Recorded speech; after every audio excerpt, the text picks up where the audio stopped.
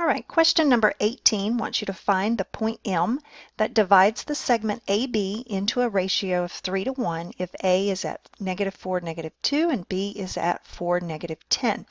So what you want to do, this is a line segment, and we want to find the point that's going to partition it this way, divide it up in a 3 to 1 ratio.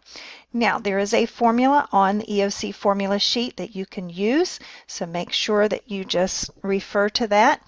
And here is the formula, and it tells you that now, if the A comes first, then A is going to be your X1, Y1. All right, so I recommend just identifying all of your items here and then plug them into the formula. So A, -4 is our X1, -2 is our Y1.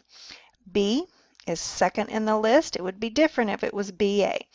B is going to be X2, so 4 is X2, and -10 is your Y2. Then you've got your ratio of AB. So our A value here is 3, the first ratio, and B is going to be 1. All right, so now we have all of our terms identified, and we're simply going to plug them in the formula and simplify. So here's our formula, XY, that's what we're looking for. We're going to have our B.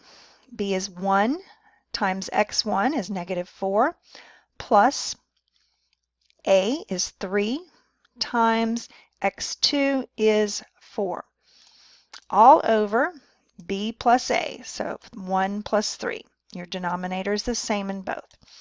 All right, our second term here, our Y term, notice we're going to take our B.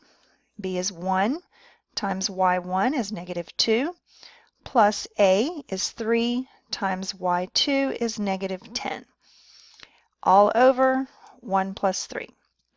And now we're simply simplifying this. -1 times 4 is -4 plus 12 over 4. -4 plus 12 is 8 over 4, which gives us 2. And then here we've got -2 minus 30 divided by 4. -32 divided by 4 is -8. And so our answer is 2, -8.